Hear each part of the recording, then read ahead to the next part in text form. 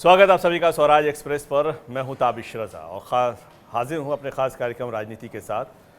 राजनीति में आज बात जंगल और जंगल में रहने वालों के अधिकार की होगी। सुप्रीम कोर्ट ने अपने एक फैसले में उन लोगों को जंगल से बाहर करने का आदेश दिया है जिनके वन अधिकार से जुड़े दावे खारिज हो चुके हैं। कोर्ट के इस आदेश का असर 20 राज्यों में रहने वाली 20 लाख से ज़्यादा आबादी जो आदिवासियों, जनजातियों या वनवासियों का है उस पर पड़ेगा। सुप्रीम कोर्ट ने जब यह फैसला सुनाया उस दिन कोर्ट में केंद्र सरकार का वकील मौजूद नहीं था। ये सवाल उठ रहे हैं कि आखिर सरकार के वकील क्यों नहीं थे, सरकारी पक्ष क्यों नहीं रखा गया। आरोप लग रहे हैं कि केंद्र सरकार आदिवासियों के वन अधिकार को लेकर संवेदनशील नहीं है। आरोप यह भी है कि सरकार आदिवासियों की जमीन कॉरपोरेट घरानों को सौंपना चाहती है। इन आरोपों और सवालों पर चर्चा के लिए एक खास पैनल इस वक्त हमारे साथ स्टूडियो में मौजूद है। हम आपको बता दें कि हमारे साथ बीजेपी के नेता विनीत गोयनका जुड़ेंगे। हमारे साथ national secretary of campaign for the survival and dignity Shankar Gopal Krishnan हमारे साथ जुड़ चुके हैं लाइव व्यू पे। हमारे साथ चर्चा में शामिल हो रहे हैं कांग्रेस के प्रवक्ता विनायक डालमिया जी। स्टूडियो में आपका बहुत बहुत स्वागत है। और साथ ही senior reporter Down to Earth magazine Ishan Kukreti भी हमारे साथ स्टूडियो में इस वक्त मौजूद है। लेकिन ज़रा इसको पहले समझा जाए कि 1927 में अंग्रेज़ों ने इनके अधिकारों को किस तरह से आकलन किया था। फिर 2006 में एक कानून यूपीए गवर्नमेंट के दौर में ला की ज़रूरत क्या थी। उसके बाद सरकारी जिम्मेदारी कहाँ कहाँ पर थी कि इस कानून के ख़िलाफ़ जो याचिकाएं लगाई गई वाइल्ड एक्टिविस्ट की तरफ से, एक बड़ा ग्रुप इसमें शामिल हुआ, उसको हम कैसे आदिवासियों के पक्ष में कर सकते थे। आज उसमें आदिवासियों के हित की बात क्यों नहीं की गई। पहले रिपोर्ट देखिए। सदियों से जंगल को अपना घर समझकर रहने वाले 11 लाख से ज्यादा आदिवासी परिवारों को अब न सिर्फ अपने घर बल्कि जल, जंगल और जमीन से बेदखल होना पड़ेगा। इन आदिवासी परिवारों पर बेदखली का ये संकट सुप्रीम कोर्ट के उस आदेश की वजह से आ पड़ा है जिसे केंद्र सरकार की अनदेखी का नतीजा माना जा रहा है। दरअसल एक एनजीओ ने वन अधिकार कानून 2006 को चुनौती दी थी। पूर्व वन अधिकारियों ने भी वन अधिकार कानून 2006 को चुनौती दी थी। इन याचिकाओं में वन अधिकार से जुड़े दावों को चुनौती दी गई थी। याचिका पर सुप्रीम कोर्ट में 13 फरवरी को सुनवाई हुई, लेकिन केंद्र सरकार ने सुनवाई के दौरान अपना वकील नहीं भेजा। नतीजा ये रहा कि सुप्रीम कोर्ट ने सरकार को आदेश दे दिया कि जंगल में रह रहे उन सभी लोगों को हटा दिया जाए जिनके दावे खारिज हो गए हैं। साथ ही कोर्ट ने केंद्र सरकार को आदेश पर अमल करके उसकी रिपोर्ट पेश करने को भी कहा है। सरकार को इन लोगों को बेदखल करने का काम 27 जुलाई को होने वाली अगली सुनवाई से पहले पूरा करना है। 27 जुलाई को सुनवाई में ही सरकार को कार्रवाई किए जाने की रिपोर्ट भी पेश करनी है। सुप्रीम कोर्ट के इस फैसले से 20 राज्यों के आदिवासी और जंगलों में रहने वाले लोग प्रभावित होंगे। प्रभावित परिवारों को अपना घर-बार छोड़ना होगा। सुप्रीम कोर्ट के इस फैसले के बाद सवाल उठ रहे हैं कि आखिर पीढ़ियों से जंगल में रहने वाले आदिवासी अब क्या करेंगे। सवाल ये भी है कि आखिर आदिवासियों के मुद्दे पर सरकार खामोश क्यों है। क्या आदिवासी सरकार के एजेंडे में शामिल नहीं है? क्या जल, जंगल और जमीन पर आदिवासियों का अधिकार छीना जा रहा है? और बड़ा सवाल यह है कि क्या सरकार आदिवासियों की जमीन कॉरपोरेट को सौंपना चाहती है। Bureau report, Swaraj express. तो क्या सरकार की मंशा रही और सरकार ने अपना वकील क्यों नहीं भेजा जब 13 फरवरी को फैसला आ रहा था इस पर और सुप्रीम कोर्ट अपना आदेश सुना रहा था? तो क्यों इस पर लापरवाही सरकार की तरफ से रखी गई? विपक्ष इस बात को लेकर लगातार सरकार पर दबाव बना रहा है। लेकिन इसमें महत्वपूर्ण सबसे ये है कि अब आदिवासी करेंगे क्या, वो जनजाति करेंगे क्या, वो वनवासी करेंगे क्या, जो एक बड़ी तादाद में, लाखों की तादाद में है, उन्हें जब वहाँ से हटा दिया जाएगा। ईशान कुरकेती सीनियर रिपोर्टर हैं डाउन टू अर्थ मैगजीन के और इन्होंने काफ़ी विस्तार रूप से इस पर गहन मंथन भी किया और इसकी जानकारियां भी एकत्रित की है। क्या रास्ता बचता है अब उनके पास, चूँकि कोर्ट का फैसला तो आ चुका और उस पर हम उंगली नहीं उठा सकते। हाँ देखिए, कोर्ट का जो इंटरिम ऑर्डर है वो तो आया है, लेकिन यहाँ पे आपको देखना पड़ेगा ये प्रोसेस अभी पूरा नहीं हुआ है। जब हम रिजेक्शन की बात करते हैं, जो ये आंकड़ा दिया जा रहा है 19 लाख के आसपास का, वो आंकड़ा फाइनल रिजेक्शन नहीं है, उसमें 2 अपील और होनी है। तो वो प्रोसेस जब तक होगा उसके तब तक कुछ नहीं कर सकते। और उस प्रोसेस के बाद भी, 2 अपील के बाद भी सरकार को कुछ ना कुछ अपना जो स्टेट के उनके लॉज होते हैं, एंटी एनक्रोचमेंट लॉज जो होते हैं, उनके तहत लोगों को बाहर निकालने की शुरुआत की जाएगी और उसको भी कोर्ट में चैलेंज किया जा सकता है। तो ये कहना कि आज 13 फरवरी को ऑर्डर आया है और अभी से निकालना शुरू कर देंगे, ऐसा ये लीगली पॉसिबल नहीं है। लेकिन 27 जुलाई तक कोर्ट ये कहता है कि तमाम मुख्य सचिव को आदेश देंगे कि आप उसमें क्या अपडेट है वो हमें बताइए, आपने कितने लोगों को बाहर किया। तो आप जब प्रोसेस में शामिल हो जाएंगे तो जो आप कह रहे हैं कि 2 बार हम और उसमें शामिल होंगे, उसमें तो समय लगेगा, तब तक तो आप कई कार्रवाई कर चुके होंगे उनके खिलाफ। हाँ, वो डर इसी बात का है कि अब क्या होगा आगे इस ये वाली चीज़ के ऊपर। लेकिन अगर लीगली जाए तो फिर अभी टाइम है काफ़ी सारा। ठीक है, विनीत गोयनका साहब हमारे साथ जुड़े हुए हैं। विनीत गोयनका साहब, ये कहा जा रहा है कि आज ऐसी स्थिति उत्पन्न हुई, इसमें सरकार लापरवाह रही, गैर जिम्मेदार रही, आपका कोई वकील नहीं पहुंचा आदिवासियों के हक की बात करने के लिए। अगर आप लोग चाहते तो शायद इन चीज़ों को कन्विंस किया जा सकता था कोर्ट को और फैसले में कुछ बदलाव हो सकता था। नहीं, गलत होगा आपने जो कहा उसमें। जी, आर्गुमेंट के समय पे पूरा वकील हाजिर थे वहाँ पे, केवल आखिरी दिन जब वो फैसला सुनाने वाले तो उस समय पे हमारे वकील नहीं वहाँ पे पहुंचे थे। एक और बात को ना 2 तरह से समझेंगे, जिसने दावे पेश किए थे और जिनके दावे खारिज हुए, सभी आदिवासी नहीं है। आपके वक्तव्य से ऐसा लगता है कि सभी को बाहर निकाल दिया गया है, तो लेट मी करेक्ट इट। जिनका दावे खारिज हुए केवल उनको बाहर निकालने की बात की गई। अब ये दुविधा जो है, आप मुझे बताइए कि कैसे सुलझाए, आप ही जरा प्रकाश डालें। एक तरफ एनवायरमेंटलिस्ट है, वाइल्ड लाइफ प्रोटेक्शनिस्ट है और ये सारे एनजीओ है जो जाके केस फाइल करते हैं सुप्रीम कोर्ट में कि इनको बाहर निकालो। दूसरी तरफ हम लोग हैं, आप लोग हैं, सरकार की मंशा है कुछ लोगों की जो आदिवासी है, जो वनवासी है, जो जनजाति है, एंटी जो लिस्टेड लोग हैं, वो वहीं पे रहे जहां पे उनका अधिकार होता है। अब इसके अंदर अगर एक बार कोर्ट ने निर्णय दिया तो आप और हमारा दोनों का हाथ बंधा हुआ रहता है। लेकिन जो जिनकी लिस्ट लगी है, जिनका नाम खारिज हुआ है, केवल उन्हीं को बाहर निकाला जाएगा। अपील भी है, अपील की भी बात की जाएगी, अगर संशोधन की जरूरत पड़ी तो संशोधन भी किया जाएगा। लेकिन सवाल यह है कि क्या ह्यूमैनिटी ग्राउंड पर, मोरल ग्राउंड पर जो उनके अपना हक है, पिछले सैकड़ों सालों से वो अपनी जगह पर रहते चले आ रहे हैं, आदिवासियों के पास तो हमारे टीवी और पेपर नहीं पहुंच पाते, तो वो कागज़ कहाँ संभाल पाएंगे कि उनके पास ये ज़मीन उनको पट्टे पर मिले हैं। अब उनसे आप मांगते हैं कि आप प्रूफ कीजिए कि ये ज़मीन पर आपका मालिकाना हक है, वो कहाँ से प्रूफ करेंगे? तो इसका मतलब अगर अपील होगा और याचिका गिरेगी तो क्या हम सरकार साथ नहीं देगी उनका, या सरकार उनके लिए लड़ाई नहीं लड़ेगी? नहीं, मेरे ख्याल से तबशी राजा जी, आपने ना जो बात की उसको थोड़ा पूरा तवज्जो देखिए। अब देखिए, अगर पूरी पढ़ाई करके करेंगे तो आपने जो कहा वो शायद पूरा तथ्य नहीं है। उनके पास पट्टा या कागज है या नहीं है, लेकिन पट्टा या कागज में नाम उनका होता है। हो सकता है कि उन्होंने कागज घुमाया होगा, लेकिन तहसीलदार के पट्टे में उसका नाम होगा। 1952 का जो सेंसस है उसमें उसका नाम होगा, 1952 के वोटर लिस्ट में उसका नाम होगा, 1965 का जो लैंड एक्ट है उसमें उसका नाम होगा। उसके पास कागज नहीं होगा, लेकिन सरकारी दस्तावेज में नाम होना चाहिए। जैसे मैं आपको उदाहरण देता हूं कि मुंबई के थाने डिस्ट्रिक्ट में ट्राइबल जो रहते हैं, वहां पे वारली, धोड़ी, महादेव कुड़ी, ये 3 जो है लिस्टेड है। लेकिन हाँ, वहां पे कुछ और आदिवासी जो मध्य प्रदेश से वहां आ गए थे जब ये नर्मदा का प्रकल्प बना था, अब वो वहां पे आए तो है आदिवासी, बात सच है। वनवासी है क्या? वनवासी भी है, लेकिन वो वहां के मूल निवासी है क्या? तो आंसर है नहीं। और इसीलिए उनका नाम वहां पे कहीं पे पट्टे में है क्या, इलेक्शन लिस्ट में है क्या, कोई और सरकारी दस्तावेज में है क्या, स्कूलों में है क्या? तो नहीं है। तो जब वो क्लेम करते हैं कि वो उनको भी वहां रहना है तो वो उनको जाते हैं। अब आप ही मुझे बताइए कि मैं क्या करूं या कोई और क्या करे, जब वहां पे एक तरफ हम जैसे लोग हैं जो चाहते हैं कि वनवासी वहां पे रहे, दूसरी ओर पे ये जो सो कॉल्ड लेफ्टिस्ट एनवायरमेंटलिस्ट पहुंच जाते हैं, so called leftist wild life protectionist पहुंच जाते हैं, जो कहते हैं कि जंगल में केवल शेर रहेगा लेकिन वनवासी नहीं रहेगा। मैं आपको उदाहरण देता हूं कि रणथंभौर के अंदर एक प्रयोग किया गया था और वो प्रयोग बहुत सक्सेसफुल होता। काश पूरी सरकार कुछ नहीं कर सकती थी, कोर फॉरेस्ट से इनको बाहर निकाला गया, लेकिन बफर में उनको जगह दी गई थी। सरकार के हाथ में या बस में कुछ नहीं, सरकार करी, उसी का तो उदाहरण दे रहा हूं मैं आपको, उदाहरण दे रहा हूं ना। विनीत गोयनका, वसुंधरा राजे सरकार ने बहुत अच्छा प्रयोग किया था रणथंभौर के अंदर। ठीक है, विनीत गोयनका हम लौटेंगे, उसी का एग्जांपल दे रहा हूं। लेकिन विनायक जी, आप लोग कह रहे हैं कि सरकार ने इसमें गंभीरता नहीं दिखलाई, उनका वकील नहीं पहुंचा, वरना आदिवासियों और जनजातियों के पक्ष में एक बड़ा फैसला जो आया है उसमें कुछ बदलाव हो सकते थे, उनके हक मिल सकते थे। ये तो कह रहे कि हम लोगों ने कोशिश किया लेकिन हमारे बस में नहीं था।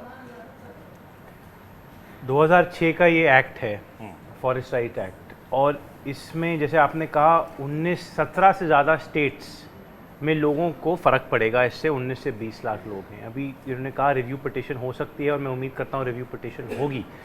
माननीय प्रधानमंत्री मोदी जी जब सत्ता में आए थे उन्होंने कहा था सबका साथ सबका विकास। हमारा ये मानना है कि सरकार का दायित्व बनता है कि आदिवासियों के लिए, पिछड़ों के लिए, गरीबों के लिए वो फ्रंट फुट पे बैटिंग करें। जब सुप्रीम कोर्ट जो जजमेंट ले रहा है वो सुप्रीम कोर्ट अपनी बुद्धि में ले रहा है, वो अलग बात है, पर सरकार का दायित्व ये बनता था कि वहाँ कोर्ट के अखाड़े में वो गरीबों के लिए लड़ें। ऐसे नहीं कि किसी दिन वकील नहीं आया, किसी दिन वकील आ गया। हकीकत ये है, देखिए क्यों किसी को पट्टा नहीं मिलता है या किसी के नाम पे कभी वोटर आईडी में नहीं होता है, कभी आधार कार्ड नहीं होता है, क्योंकि फॉरेस्ट डिपार्टमेंट पे वो निर्भर होते हैं। फॉरेस्ट डिपार्टमेंट के जो ऑफिशियल्स हैं वहाँ इतना बड़ा माफिया है और इतना वहाँ करप्शन और भ्रष्टाचार है कि वो उनके नाम पे पट्टे नहीं देने चाहते। क्यों नहीं देने चाहते? ये लोग वहाँ 70 से 80 साल रह रहे हैं। सरकार पर तो उंगली नहीं उठा सकते ना। सरकार पे फॉरेस्ट डिपार्टमेंट किसका, फॉरेस्ट डिपार्टमेंट किस विभाग में आता है? आपके मेरे विभाग में नहीं, सरकार का विभाग है। उसमें आंसरेबिलिटी किसकी आती है? मैं आपको बताता हूँ असली खेल क्या है। खेल ये है कि वहाँ पे जो व्यापारी है वो जाके वहाँ से व्यापार करना चाहता है, वहाँ माफिया उठाना चाहता है, इसलिए वहाँ जो लोग बसे हुए हैं जिनको आदिवासी और ट्राइबल कहते हैं वो वहाँ से ये उठाना चाहते हैं, क्योंकि माफिया में सरकार का भी फायदा है और उद्योगपति का भी फायदा है। इसीलिए ये जान पूछ के वहां उनको हटाना चाहते हैं और सुप्रीम कोर्ट में कहते हैं कि भैया हम वकील भेजेंगे नहीं। तो ये औद्योगिक घराने को फायदा हुआ, औद्योगिक घराने को फायदा पहुंचाने की एक कोशिश होती है कि आदिवासियों की जमीन छीन ली जाए, माफिया है। और आदिवासी जो जल जंगल जमीन की लड़ाई लड़ रहे हैं उन जमीनों में कहीं न कहीं खनिज पदार्थ बहुत ज्यादा होते हैं उन इलाकों में, इसलिए उसके वैल्यू भी होती है। यही भाजपा की सरकार ने गुजरात में भी किया था, यही भाजपा की सरकार ने मध्य प्रदेश में भी किया था। दूसरा, सिर्फ ये नहीं है, लैंड एक्विजिशन बिल जब हुआ था, लैंड एक्विजिशन बिल में भी भाजपा चाह रही थी कि लैंड एक्विजिशन बिल डाइल्यूट किया जाए और उद्योगपति के फायदे में किया जाए। उस वक्त कांग्रेस अध्यक्ष राहुल गांधी जी ने लड़ाई की थी और तब भाजपा को बैकफुट पे जाना पड़ा था लैंड एक्विजिशन बिल के बारे में, क्योंकि दोनों में एक बड़ा खेल है इसके पीछे, बहुत बड़ा खेल है, माफिया है, शंकर गोपाल कृष्ण सूट बूट की सरकार है, उनका फायदा हो और गरीबों के लिए आदिवासियों फायदा नहीं। आदिवासियों की इस विषय को गंभीरता से लें, राजनीति तो हम करते ही रहते हैं। शंकर गोपाल कृष्ण सामाजिक कार्यकर्ता है और national secretary of the campaign of the survival and dignity, एक फेडरेशन है ट्रैवल एंड फॉरेस्ट ड्वेलर्स की, हमारे साथ जुड़े हुए हैं। शंकर जी, अब आदिवासियों के पास, वैसे जनजातियों के पास, वनवासियों के पास अब क्या बचा? क्या हम रिव्यू पिटीशन का इंतजार करें या 27 जुलाई से पहले जो आदेश मिले हैं कि उनको वहां से हटा दिया जाए और इसकी रिपोर्ट भी दी जाए? तो राज्य सरकार क्या करे? लापरवाही भी बढ़ती गई है। अब आदिवासी जो कि बहुत पढ़े लिखे होते नहीं हैं, उनको इस बात की जानकारी कम होती है, बल्कि ये भी खबर नहीं पहुंची होगी उनके पास कि सुप्रीम कोर्ट ने कोई फैसला लिया है उनके खिलाफ। अब वो क्या करें? अभी उनके पास एक ही रास्ता बचा है और वो है संघर्ष का, जो पहले से ही जो रास्ता जिस पे चल रहे थे उसी पे चलना पड़ेगा। और मैं गोयनका जी का जो बात थी उस पर 2-3 में करेक्शन करना चाहूँगा कि सिर्फ इस सुनवाई की बात नहीं है, पिछले 4 सुनवाई से जितने भी वकील गए हैं केंद्र सरकार की ओर से, उन्होंने उनका मुंह खोला नहीं कोर्ट के अंदर। मैं खुद 1-2 सुनवाई में रहा हूँ इस बीच में, और ये पिछले जो सुनवाई हुआ था उसमें एडिशनल सॉलिसिटर जनरल को पहुंचना था, वो पहुंचे नहीं वहाँ पे, उनका जूनियर भेजा गया है, उनका जूनियर ने भी मुंह को खोला नहीं वहाँ पे। जो विनायक जी ने कहा था, मैं उससे पूरी तरह से सहमत हूँ कि सरकार की कर्तव्य होती है कि वो गरीबों के लिए लड़े, अगर उनकी कोई रुचि है कि गरीबों को उनका हक मिले। तो आप 4 सुनवाई से चुप है और सिर्फ ये बात नहीं हो सकती है कि ये लापरवाही की वजह से हुआ है। Vineet Goenka, please respond. क्या सीधे तौर पर कह रहे हैं कि आप लोगों ने पूरी लापरवाही बरती? Please respond. मुझे लगता है कि फिर से एक और बार मैं बताऊंगा राजा साहब की ना ही लापरवाही हुई है, you don't speak out of the turn. वहाँ पे हमारी जो बात है हमने हमारे डॉक्यूमेंट्स के थ्रू और एफिडेविट के थ्रू कही थी। मुझे लगता है आपके दर्शकों का ध्यान एक बात पे लाना चाहूंगा कि मैं कहीं पे भी अभी तक मैंने कांग्रेस का शब्द नहीं इस्तेमाल किया था, ना ही मैं इसको राजनीतिकरण करना चाह रहा था, जो कि मेरे कांग्रेस के दोस्त कर रहे थे। लेकिन जानकारी के लिए लोगों को मैं बता दूं कि ये कायदा 2006 में आया था जब कांग्रेस की सरकार थी। 1972 का wildlife protection act Gopal ji ने जो सवाल उठाए हैं, प्लीज रिस्पॉन्ड कीजिए उस सवाल का कि आपके तरफ से वकील पहुंचे, वो पहुंचे ही नहीं। वकील वहां गए हैं, चर्चा की है। शंकर वकील वहां जाएंगे, वकील जाने के बाद में क्या आउट ऑफ द टर्न तो नहीं बोलेंगे, अपनी बात को एफिडेविट की तरह रखेंगे और उन्हें रखा हुआ है वहां पे बात। और मुझे लगता है कि जो सरकार ने किया है आज तक किसी सरकार ने किया है, कांग्रेस की सरकार ने तो कायदा बना के लोगों को बाहर निकाला है। 2006 में कांग्रेस की सरकार थी, सरकार एक कायदा किसने लाया है? कांग्रेस की सरकार ने लाया है, उसके बारे में तो बात नहीं कर रहे हैं हम। 1972 का वाइल्ड लाइफ अरे, प्रोटेक्शन एक्ट किसने गोयनका जी- निकाला है? कांग्रेस ने निकाला है। 2006 के एक्शन करके आदिवासी को बाहर किसने निकाला? कांग्रेस ने निकाला है। टाटा को लैंड देके, टेल्को का जमीन देके किसने लैंड बाहर निकाला? कांग्रेस ने किया है। गोयनका जी, भाई आज गोयनका तक जी, जमीन जितनी भी देखिए- बेची गई कॉर्पोरेट को, कांग्रेस देखिए, बेची, एक भी भाजपा भारतीय जनता पार्टी ने बेची कि बताइए मुझे। भाजपा के अनुमान में ये बात करने के पहले भाजपा तथ्य तो के बताइए कि अनुमान में एक भी ये लैंड है कॉर्पोरेट को बेची है कि कि कॉर्पोरेट? केवल कांग्रेस ने सिर्फ लैंड बेची और भारतवर्ष उसकी में चर्चा नहीं नहीं कर रहे। पूरे विश्व में गोयनका- जो भी दिक्कतें हैं वो कांग्रेस की वजह से है। नहीं, भाजपा की दिक्कत ये है, ठीक है, देखिए ये राजनीतिक तौर पर इसको हम नहीं देखिए, लेंगे। दिक्कत ये क्योंकि है, आदिवासी उसके बारे में के हक आपने की लड़ाई हकीकत आखिर बता रहा लड़ेगा हूं, मैं कौन? के बारे में सोचा है? हकीकत कांग्रेस मेरे बताइए, लिए आधा ये इटालियन था, है, इटालियन लोगों कोर्ट को में हिंदुस्तान क्या के बारे होता में क्या है? मालूम है? कोर्ट में जब सरकारी स्कूल वकील ड्रॉप आता आउट है। है वो मैच फिक्सिंग कर रहा है, स्कूल उसको ड्रॉप आउट पता है, अध्यक्ष उसको है, सरकार ने कह दिया कि गोयनका हार जी- जाओ केस, क्योंकि हमको अपने दोस्तों और मित्रों गोयनका जी, उद्योगपतियों को ये लैंड देना है ताकि उनसे मुनाफा हो। मैच फिक्सिंग क्या होती है, सोचते हैं नाम के सब- वास्ते कभी क्या वकील सोचते हैं आता है, राजनीतिक नाम के बताइए, वास्ते मेरे वकील नहीं क्या आता। सोचते हैं पहली सत्ता पक्ष? चीज, इससे मतलब नहीं है हकीकत उन्हें। ये है गोयनका कि ये जी- केवल बताइए, सूट बूट की ग्रासिम सरकार है। ठीक, विनायक- हम 5 साल से यही बोल रहे हैं कि विनायक- ये सूट बूट की विनायक जी, सरकार है, विनायक जी, इनको विनायक जी, गरीबों से परवाह नहीं है, गोयनका इनको आदिवासियों जी- से परवाह नहीं है, इटालियन तो इनको नहीं है। पिछड़ों से परवाह नहीं है, विनायक इनको जी- बस अपनी कुर्सी सेकनी ठीक है। है, ठीक है। विनायक जी, शंकर जी को हम ज्यादा सुने, चूंकि वो इस चीजों में बहुत नजदीक से गोयनका involved जी- है। मैं वही कह रहा हूं जो वो शंकर कह जी, रहे हिंदी हैं। नहीं आती ठीक से। क्या आपको लगता है कि पता नहीं, सरकार क्या बात कर अगर रहे हैं? अपना गोयनका सही जी, तरीके से गोयनका पक्ष जी, रखती मैं तो फायदा होता? गोयनका कुछ जी, ये फैसले नहीं आते उसमें कुछ मैच बदलाव फिक्सिंग रहता है? है वकीलों की। शंकर जी, जरूर। और मैं आपके सारे सबके सामने मैं एक सच्चाई रखना चाह रहा हूं कि ये इस आदेश के लिए ये पिटिशनर 3 साल से कोशिश कर रहे हैं लाने के लिए। और पिछले बार जब केंद्र सरकार का वकील रहा, वो पहले के टीम थे, उन्होंने लड़ा और इसलिए आदेश हो नहीं पाया। अभी इस बार मैं आपको गोयनका जी, मैं आपसे निवेदन करूंगा कि आप थोड़ा बात करिए उन लोगों से जो थे कोर्ट रूम में उस दिन। जज ने केंद्र सरकार के पक्ष 3 बार मांगे उस दिन, और जो जूनियर थे उनके पास जानकारी नहीं था, उन्होंने जस्ट बस इतना ही बोला कि हमें समय चाहिए, जिसकी वजह से ये आदेश आ गया है। तो ये सिर्फ ये लापरवाही, मैं फिर से कह रहा हूं कि सिर्फ लापरवाही की बात नहीं है, क्योंकि 4 तारीख को सीपीआई, सीपीएम, कांग्रेस का, आदिवासी कांग्रेस, हमारी ओर से, और एक अब सुनिए, हमने वहां पे लेटर भेजे थे प्रधानमंत्री जी के ऑफिस को ही कि क्या आप लोगों ने तय कर दिए इस कानून को रद्द कराने के लिए कोर्ट के द्वारा। हमने यह सवाल पूछा उनसे, 13 तारीख को जाके ये हुआ। अब हमें बताइए कि कैसे हो सकता है? इटालियन आम लोग जो इस देश के गरीब लोग हैं, वो कैसे समझे इस कार्यकाल को? वही एक ही अपनी देखिए ये बहुत महत्वपूर्ण पुराने सवाल है और गुरु, इसका देखिए, जवाब तो बीजेपी की दिक्कत आदिवासी ये है, इनके पास को जितना नहीं चाहिए उतना देश की आवाम चाहती है कि उनके हक की लड़ाई कौन लड़ रहा है। विनीत जी, मुद्दों की बात आती है, इनके पास सवालों का जवाब नहीं होता है, तब ये वही टूटे फूटे मंत्र बार बार जपते हैं। कायदा बनाने वाला कांग्रेस थोड़ी लड़ेगा। कायदा बना के इन्होंने तो बेदखल किया है।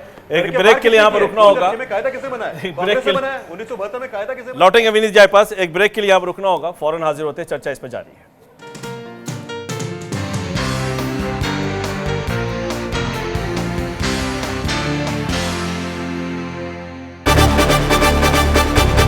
स्वराज एक्सप्रेस अब टाटा स्काई पर भी उपलब्ध। Channel number 592।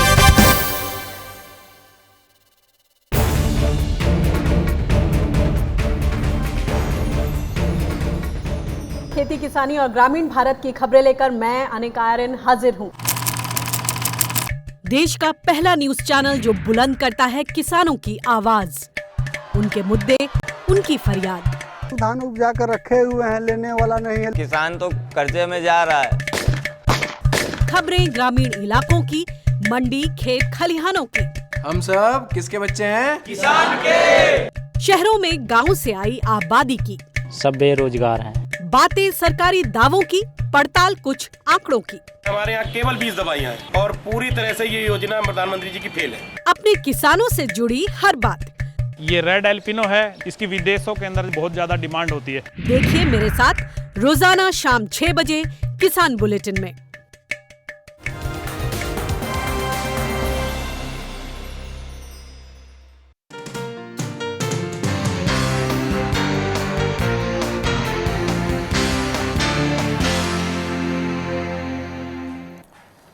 तो आदिवासी, जनजाति और वनवासी, एक बड़ी तादाद उनकी जंगलों से बेदखल होने जा रही है अगर ये आदेश लागू कर दिया गया तमाम राज्यों की तरफ से, चूँकि सुप्रीम कोर्ट ने सख्ती के साथ इसे लागू करने के लिए कहा है।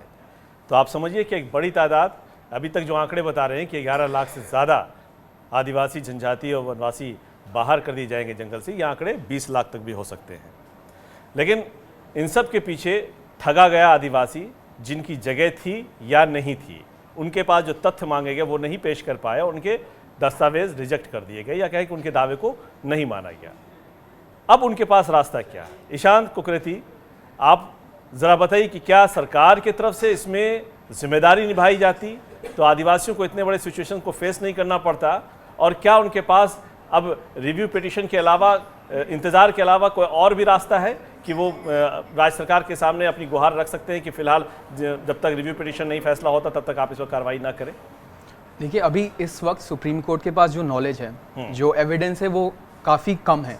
बार बार सुप्रीम कोर्ट ने, पहली बार जो 13 फरवरी को हुआ था उसमें पहली बार उन्होंने नहीं बोला, उन्होंने सबसे स्ट्रांगली इस बार बोला है कि आप एविक्ट करो अगर एविक्शन ऑर्डर है। उससे पहले सुप्रीम कोर्ट बार बार बोलता रहा है कि आप एफिडेविट दीजिए और बताइए कितने लोग हैं जिनके क्लेम्स रिजेक्ट हो गए हैं। और मोटा ने, मिनिस्ट्री ऑफ ट्राइबल अफेयर्स ने बार बार स्टेट्स को बोला है कि आप हमें वो वाला डेटा भी दें कि रिजेक्शन किस लेवल पे हुआ है, किस कारण से हुआ है और रिजेक्शन अपील कितनी हुई है। तो वो अभी डेटा ही नहीं है यहाँ पे, सुप्रीम कोर्ट के पास भी नहीं है और मिनिस्ट्री ऑफ ट्राइबल अफेयर्स के पास भी नहीं है। तो जब तक वो डेटा नहीं आ जाएगा तो ये क्लियरिफाई कैसे होगा कि कितने लोगों का रिजेक्शन जो है वो फाइनल है या फिर नहीं है। तो सबसे मेन प्रॉब्लम यही है। और अगर वहाँ पे कोर्ट में मिनिस्ट्री ऑफ ट्राइबल अफेयर्स के या फिर MOEF के लॉयर्स गए होते, उन्होंने ये आर्ग्यूमेंट पेश किया होता, तो शायद आज कुछ बात अलग होती, कुछ आगे इस पर डिस्कशन होता, क्योंकि हियरिंग में आर्ग्यूमेंट्स ही नहीं हुए। हेयरिंग में आर्गुमेंट्स ही नहीं हुए, यानी ये भी मान रहे हैं और ये भी कह रहे हैं कि जज में के सामने वकील साहब पहुंचे ही नहीं। कुछ कहना चाहूँगा इस पर। जी विनीत जी, देखिए, इसको मैं बार बार कह रहा हूँ कि ये जो सरकारी वकील थे, इनकी मैच फिक्सिंग थी। उनको पहले से इशारा दिया गया था कि आप जाके वीक तरीके से बैटिंग करिए और मैच हार के आ जाइए, कभी पेश मत हुई, कभी जाके वीक आर्ग्यूमेंट दीजिए। ये मैं नहीं कह रहा हूँ, ये जो वहाँ पेश थे कोर्ट में वो लोग कह रहे हैं। आप इससे कंपेयर कर लीजिए, जब रफ़ाइल का केस आता है तो सरकार के वकील किस तरीके से बैटिंग करते हैं। कभी रफ़ाइल के केस में सरकार का वकील आपको एब्सेंट मिलेगा, सवाल ही नहीं पैदा होता। क्यों? क्योंकि वहाँ सरकार का इंटरेस्ट है, यहाँ पे सरकार का कोई इंटरेस्ट नहीं है। सूट बूट की सरकार है, कानूनी पहलू में हम राजनीति को ना घुसे रहे, कानून ने अपना फैसला ले दिया है। सूट की सरकार है, सरकार का संविधान में भी दायित्व बनता है कि जो आदिवासी है, जो गरीब है, उसके लिए आप बैटिंग करेंगे। बात आप लोग को भी करनी चाहिए। हम तो कर रहे हैं, लॉ तो हम लाए थे, इन लोगों ने लॉ को डाइल्यूट करके डिसमेंटल कर दिया है। ठीक है, आप शंकर जी, अब wild life activist versus tribal rights की लड़ाई हो गई यहाँ पर, इस टकराव का नतीजा क्या होगा? कॉर्पोरेट वर्सेस ट्राइबल राइट की लड़ाई है। जरा शंकर जी, वाइल्ड लाइफ की लड़ाई नहीं है ये। नहीं, सच्चाई ये है, बिल्कुल सच्चाई ये है कि ये wild life activist versus tribal rights की लड़ाई नहीं है। ये कुछ छोटी, मतलब अगर आप देखेंगे तो 2014 में ही जब इस केस में पिछले एप्लीकेशन डाला गया था, तब इनके खिलाफ इंडिया के टॉप वाइल्ड लाइफ कंजर्वेशनिस्ट और बड़े बड़े जो पर्यावरणवादी संस्थाएं हैं, उन्होंने ओपन लेटर लिखे थे इन लोगों के कि आप इस केस को वापस ले लीजिए, इस केस से इस देश को और गरीब लोगों को बहुत नुकसान होने वाला है और पर्यावरण को भी।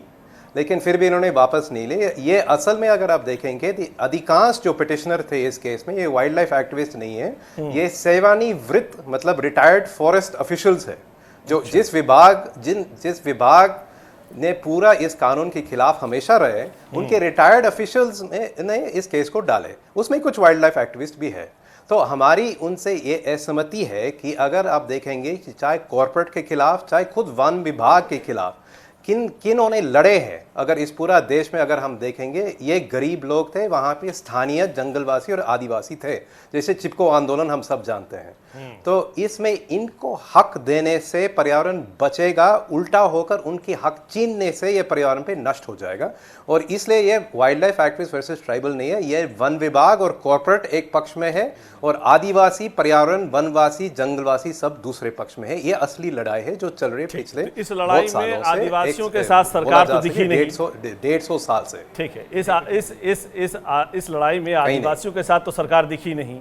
आप हवाला दे रहे हैं कि चिपको आंदोलन करना पड़ेगा, तो क्या कितने आदिवासी होंगे जो जमीन से चिपक के रहेंगे, पेड़ों से चिपक के रहेंगे, जो अपने आप को बचाने की कोशिश करेंगे वहां पर? आप तो आखिरकार सरकार को जस्टिफाई करना पड़ेगा कि भाई सुप्रीम कोर्ट का फैसला है, हम उस आदेश को लागू करें। आपको तो जबरदस्ती मार पीट कर उखाड़ फेंकना पड़ेगा उन्हें। तो इसलिए बिल्कुल नहीं, हमें तो लड़ना पड़ेगा। और जैसे हमने पहले भी इस कानून को लाने के लिए हमारी मंच और बहुत सारे और संगठन ने लड़ा, और वैसे ही हम अभी भी लड़ेंगे कि ये आदेश जो है, हम मानते हैं कि आदेश भी कानून के अनुसार नहीं है। जैसे ईशान जी ने बताया था अगर दूसरा पक्ष रखा जाता होता सुप्रीम कोर्ट में, शायद ऐसे कोई आदेश निकलता नहीं है। यह आदेश भी कानून के अनुसार नहीं है। सुप्रीम कोर्ट के जज जो पक्ष रखा जाता है उनके सामने, उसी के अनुसार वो फैसले करेंगे, वो अपने आप फैसले नहीं करते हैं। तो अगर सरकार अपनी पक्ष ठीक से रखती या सरकार अभी भी रिव्यू में जाती, तो बिल्कुल इसके 100% जिम्मेदारी सरकार की है। संविधान में जिसको फंडामेंटल राइट्स कहते हैं, हर एक भारतीय को फंडामेंटल राइट्स का अधिकार है, और उस फंडामेंटल राइट में राइट टू लिविंग, डिग्निटी से आदमी जी सके किसी भी जगह में, वो उसका हिस्सा होता है। आप किसी को भी उठा के डिस्प्लेस नहीं कर सकते। आप अगर आपके परिवार 100 साल से एक इलाके में, एक घर में रह रहा है, और कल आके सरकार आपको बोलती है कि आप उठ के निकल जाइए, तो वो संविधान के खिलाफ है, आपके फंडामेंटल राइट के खिलाफ है। ये लोग 20-20 लाख की तादाद में लोग 100-100 साल से वहां रह रहे हैं, 3-3 पीढ़ियों से वहां रह रहे हैं, और उनको ये जो कह रहे हैं कि ये इन्वायरमेंट और ट्राइबल की लड़ाई है, सबसे बड़ा ये जुमला है। जो हकीकत ये है कि ये कॉर्पोरेट नेक्सस है, और जो हकीकत ये है कि सिर्फ पैसे की लड़ाई है। सरकार को पैसा चाहिए, और जो कॉर्पोरेट से उनके मित्र हैं, सरकार को उनको भी क्या पैसा चाहिए, ये ठीक है, ये अलग विषय है, राजनीति इस पर आप लोग मत कीजिए। लेकिन आदिवासियों को क्या चाहिए ये भी तो समझना होगा। जिस पुश्तैनी ज़मीन पर पिछले सैकड़ों सालों से वो रहते चले आ रहे हैं, जिन इको फ्रेंडली लाइफ उन्होंने जी है, कहते हैं कि आदिवासी जंगल और ज़मीन को इस तरह से पूछते हैं जैसे वो भगवान को पूछते हैं। आप उनको उनकी ही जगह से बेदखल कर देंगे सिर्फ इस बिना पर कि उनके पास कोई प्रूफ नहीं है। तो सवाल ये उठता है कि जब दुनिया में, या कहें कि भारत में संस्कृति और सभ्यता का प्रसार हो रहा था, तो गाँव बसे, शहर बसे कुछ आदिवासी जनजाति जंगल से नहीं गए, तो क्या उन्हें हम अतिक्रमण मान लें, अतिक्रमणकारी मान लें, और उनके खिलाफ इतना बड़ा फैसला आए तो सरकार अपना पक्ष ना रखे? तो आखिर आदिवासियों के हक की लड़ाई लड़ेगा कौन? इस वक्त आदिवासियों को भी, शायद जनजातियों को भी, उन वनवासियों को भी इस बात की जानकारी नहीं होगी कि सुप्रीम कोर्ट ने उनके खिलाफ एक बड़ा फैसला सुनाया है, और इसके लिए जिम्मेदार वो नहीं, सरकार है। देखिए, आगे एक उम्मीद है रिव्यू पिटीशन की, आगे क्या होता है इसका इंतजार रहेगा। बहुत बहुत शुक्रिया हमसे बातचीत करने के लिए विनीत गोयनका साहब, विनायक डालमिया साहब, ईशान कुकरेती साहब और शंकर गोपाल कृष्णन, सामाजिक कार्यकर्ता। फिलहाल राजनीति में आज इतना ही।